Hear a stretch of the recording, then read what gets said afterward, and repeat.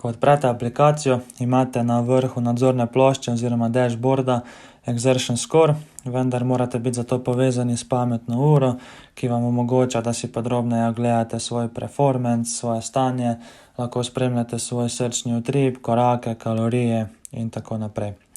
Pod Exertion Score imate Today's Workout oziroma današnji trening.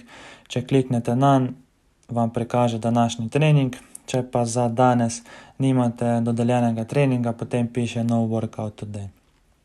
Spodaj imate koledar, ker aplikacija temelji na koledarju, torej so vsi treningi predpisani na točno določen dan po koledarju. Če kliknete gor, vam prikaže vse treninge v tem mesecu. Mesece lahko premikate s puščicami. Treningi so označeni s temi barvnimi pikami in če kliknete na en dan, vam prikaže trening za ta dan.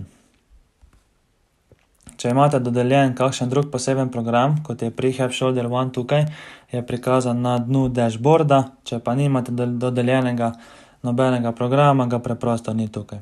Če kliknete nanj, se vam prikaže program. Tukaj za primer je program dolg 2 tedna, v drugem tednu ni treningov, v prvem tednu je 5 treningov. Zdaj, če kliknem na ta prvi teden, mi pokaže prvi teden po dnevih. Če kliknem na day one, mi pokaže program za ta prvi dan. Lahko pa pridem sem malo hitreje, se pravi, kliknem Program Library, knjižico programov, kliknem day one, dan 1 in sem tam, kjer sem bil prej. Če se vrnemo nazaj na dashboard, spodaj vidimo orodno vrstico, na sredini vidimo utež in če kliknete na utež, vas samodejno vrže na trening oziroma program, kjer ste bili prej. Zdaj bodite pozorni, če uporabljate to utež, jaz sem bil prej v Program Library, v programski knjižici in če kliknem na utež, me bo vrglo v ta program. Če pa grem jaz vmes v workout koledar, se pravi, sem na nekem treningu, pa zdaj uporabim utež, me vrže na ta današnji trening.